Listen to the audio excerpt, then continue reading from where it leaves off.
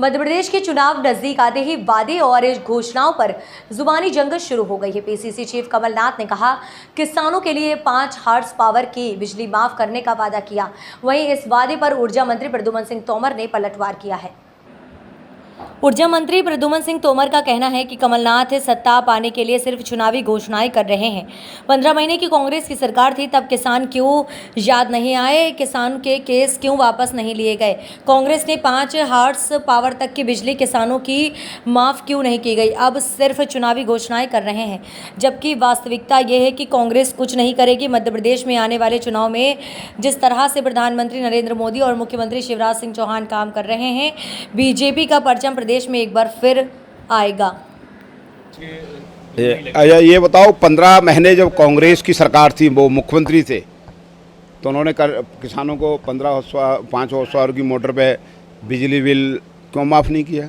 किसने रोका था उनको किसने रोका था? किसानों का कर्जा किसने रोका था? जब किसानों पे केस लगे हुए तो उन्हें वापस लेने के लिए उनको किसने रोका था कि किसानों के पुराने बिजली के बिल माफ़ कर दें?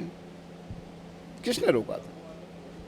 पर अब तो वो कह रहे हैं कि अरे जब अपनी सत्ता के लिए किसानों को जब जरूरत थी तब उनके बीच थे क्या? वो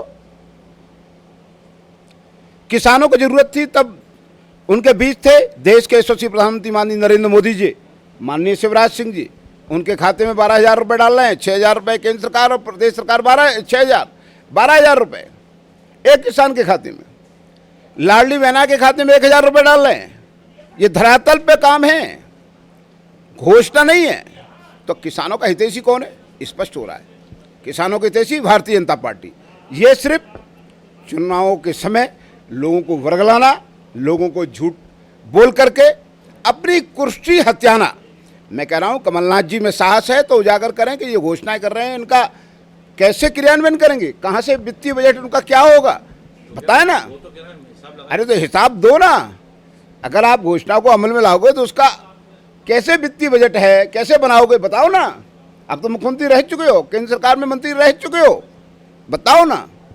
सिर्फ बरगलाना, सिर्फ झूठ बोल करके।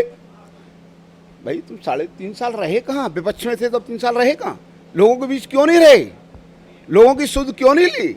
आज क्यों चिंता आ रही है? आज जब अपनी कुर्सी की बारी आ गई है तो झूठी घोषणा है। ये घोषणा है, झूठ का एक पुलंदा है जो उनके साथ उड़न खटेले में उड़ जाएगा।